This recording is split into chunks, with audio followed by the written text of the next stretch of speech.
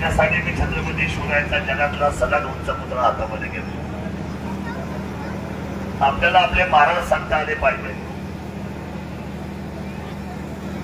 त्यांचं 50 वर्षाचं आयुष्य मिळालं. मी तुम्हाला आता हे देतो. 1630 ते अजून 50 वर्ष मी किती झाले? 1680. आता तारीख आणि महिना सांगा.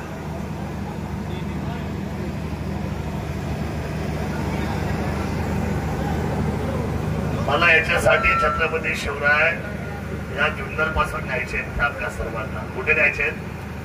जगात. शिवराय हे शब्द नाव बोलणं खूप सोपं आहे, पण शिवराय सबत, शिवराय सांगणं. बघा, मी सकाळी 9 वाजता बाहेर पडलो ना, तर इतका ऊर्जा इतकी संचारली अंगामध्ये आणि सर्व शिवभक्तांच्या अंगात संचारली. मी आपल्या सर्वांना प्रथमतः धन्यवाद देतो. शिवरायांचं जाणं हे एप्रिल महिन्यामध्ये झालं. अजून सोपं सांगितलं, तारीख सांगितली पाहिजे तुम्हाला.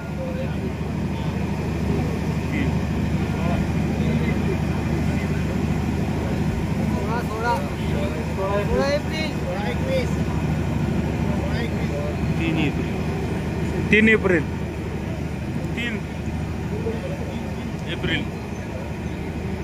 नाही का? हे आम्ही का सांगावं आपल्याला? त्याचं कारण सांगतो. आजपासून आपण शिवरायांच्या नावाचा जागर करायचा. एकच व्यक्तीला ज्यांनी आपल्याला एवढं मोठं स्थान दिलं, त्यांचा जन्म, त्यांचा मृत्यू, त्यांचा इतिहास.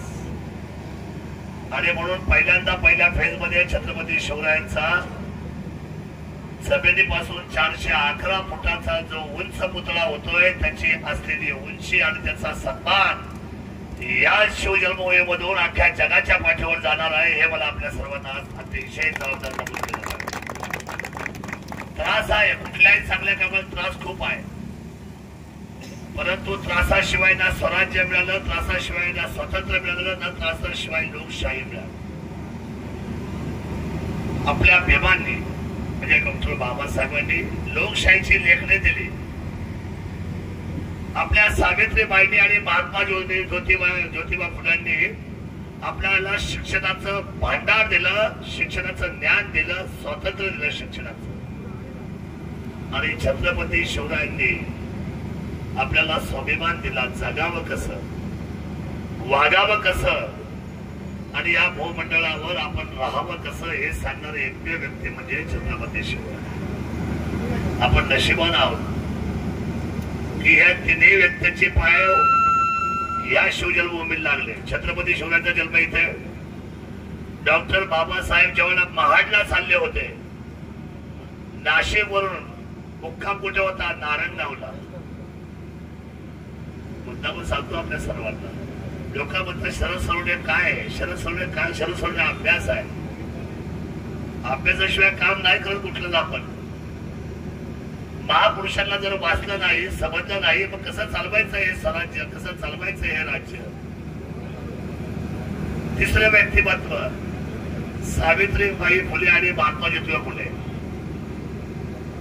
पुण्यातली शाळा काढल्यानंतर दुसरी शाळा कुठे काढली?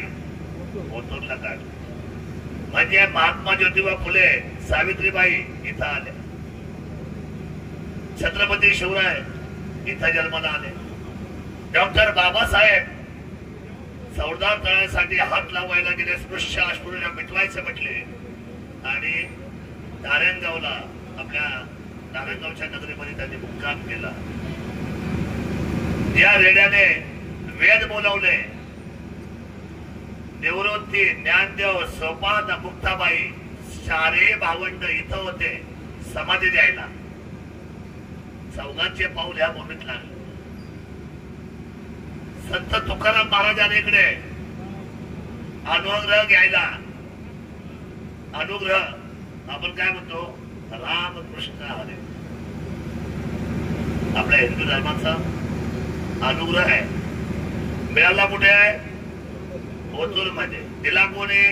चैतन्य महाराज. समाधी कुठे आहे? आपल्याकडे. तुकाराम महाराज आले कुठे? मला सांगा कोणती भूमी आहे आपली? ही सगळी एवढ्या मोठी ताकदीची मोठी मला माहिती आहे अजून आपण जी मराठी बोलतो ना की अभिजात मराठीचा जन्म झाला कुठे कुठे झाला हा मराठीचा जन्म मराठीचा जन्म हा आपल्या नाणे घाटामध्ये प्राचीन काळामध्ये झाला त्याच्या शिलालेख हे आपल्या नाणे घाटामध्ये शके शालिवाहनची राजधानी प्रथम आपण कॅलेंडर बनवतो हिंदू धर्मात आपला पहिला सण गुढीपाडवा चैत्र मधला जानेवारी पासून आपण आपल्याला सुरुवात करतो सगळी मंडळी हिंदू धर्माची आणि अखंड हिंदुस्थानाचं हे जे कॅलेंडर लिहिलं जातं काल निर्णय त्याच्या राजाचं वरच्या व्यवस्थेचं जर उंचीचं नाव जर कुठपर्यंत आपण उभं केलं असेल ज्यांनी राजधानीला मोडकर शोधला ते शके शालिवाहन यांचं सुद्धा राजधानी हिंदू मला सांगा मग आपण सगळे मंडळी विचारवंत होणार की नाही छत्रपती शिवरायांना तुम्ही किती दिवस राजकीय समजणार त्यांच्या डोक्यात राजकारण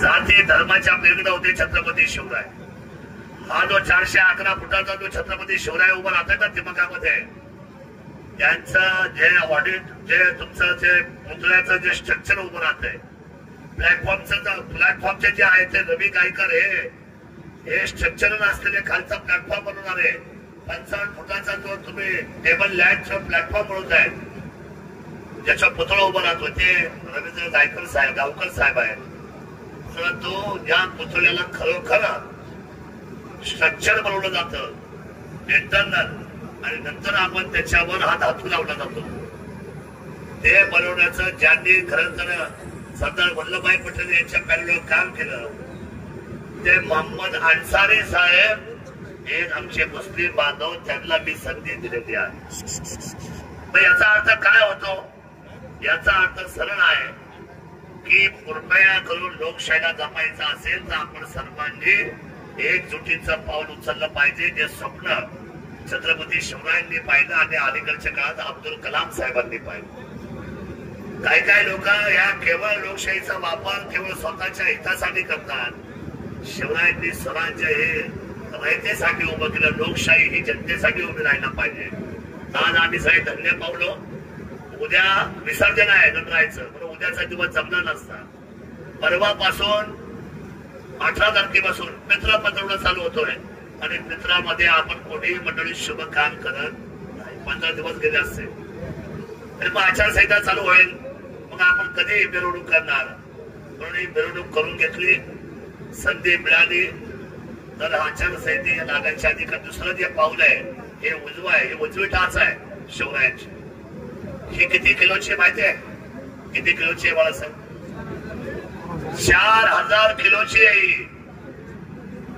म्हणजे 4 टन आणि दुसरी पण 4000 किलोची म्हणजे 8 टन ही 2 पावलं आपल्याला वोट तिथं बसवायची आहेत आणि मग त्याच्यात पाद्यपूजन करायचं या पाद्यपूजनला राज्याचे राज्यपाल मुख्यमंत्री दोन्ही उपमुख्यमंत्री सगळं मंत्रिमंडळ शरदचंद्रजी पवार साहेब उद्धवजी ठाकरे साहेब प्रकाशजी आंबेडकर साहेब आणि इतर सगळे जेवढे पक्ष आहेत या संपूर्ण महाराष्ट्रामध्ये त्या सगळ्या राजकीय आणि जातीय कलावंतांना सुद्धा बोलवणार आपल्या शिवदुर्ग प्रेमींना पण बोलवणार आणि या सगळ्या महत्वाच्या लोकांना सगळ्यांना बोलवून घेऊन छत्रपतीच्या कुटुंबाला सुद्धा आपण बोलवणार पाद्यपूजन या सगळ्यांना बोलवून महाराष्ट्राच्या तमाम शिवभक्तांना सुद्धा आपण आमंत्रित करणार आहोत आणि याच देही याच डोळा पाद्यपूजनाचा सोहळा मात्र जसा छत्रपती शिवरायांचा राज्याभिषेक झाला त्या तोडीचा पाद्यपूजनाचा सोहळा करायचा मानस आपल्या सर्वांचा असला पाहिजे कारण जगामध्ये एकच राजा झाला त्याचं नाव छत्रपती शिवराय आणि त्यामुळे आपण सर्वांनी जो वेळ दिला 12 तास दिले मी आपले आभार व्यक्त करतो शिवभक्तांचे एकाच नाव घेऊ नये सर्व कष्टकरी मंडळाचं कोणाचं नाव राहिलं तर कदाचित ते दुःख अनावर होईल म्हणून सर्व शिवभक्त या संपूर्ण ट्रस्टचे सर्व संचालक आणि विशेषत्वाने सगळे तमाम इलेक्ट्रॉनिक मीडिया असेल पत्रकार मीडिया असेल आमचे पत्रकार बांधव असतील आणि माझा सगळा प्रशासकीय असलेल्या कलेक्टर पासून महसूल पासून तर माझ्या पोलीस खात्यातल्या सर्व अधिकाऱ्यांनी गणपतीचा एवढा तणाव असून देखील आज या मिरवणुकीला संपूर्ण संरक्षण दिलं. मी शिवभक्तांच्या वतीने या सर्व असलेल्या प्रशासकीय व्यवस्थेचं पत्रकारांचं मी या शिवभक्तांच्या वतीने आभार व्यक्त करतो. आणि इथे मोरे मिसळ आहे, कृपया हात जोडून विनंती करतो, तुम्ही उपाशी तापाशी फुकलेत माझ्याकडून. राईस प्लेट सांगितलंय, मी पण जेवणार आहे तुमच्या, मला पण भूक लागली. सगळे येणार, गाडी चालक, मालक, माताडी, मापाडी, सगळे सगळे बाबा. छत्रपती शिवाजी महाराज की जय भवानी. इथे जेवण सांगितलेलं आहे, जेवण घेतल्याशिवाय कोणीही जायचं नाही, ही आग्रहाची विनंती करतो. आता हे जे आपलं जे उजव्या साईडचं जे शिवरायांचं जे पाऊल आहे ते पुन्हा आता पाठीमागे जाणार आहे. आपण त्यांना छान पैकी मोठी व्यवस्था केलेली आहे, मोठे शेड बनवलेलं आहे, त्याच्यामध्ये ते आपण पुन्हा मशिनीवरून ठेवणार आहोत. आणि दुसरं पाऊल हे 10 दिवसांनी येईल, ते पण आणून ठेवणार आहे. त्याच्यानंतर आपण लवकरच त्या सर्व लोकांची तारीख घेऊ. आपल्या सर्वांना मनापासूनचे आभार व्यक्त करतो. दिवसभराच्या 2 दिवसाच्या कार्यक्रमामध्ये जर कदाचित हे सगळे चांगला मोठा कार्यक्रम होत असताना सरमिसळ होते, कधी कधी रागाने बोललं जातं, कधी कधी तुम्हाला आम्हाला सांगावं लागतं वरच्या आवाजात. ती आपल्या सर्वांची त्याच्यातून जर समजा या 2 दिवसामध्ये मोठ्या आवाजामध्ये जर कुणाशी बोललो गेलो असेल तर एक शिवभक्त नात्याने आपण मला समजून घ्या अशी अपेक्षा व्यक्त करतो. आणि मनापासून सर्वांना धन्यवाद देतो. छत्रपती शिवाजी महाराज की जय.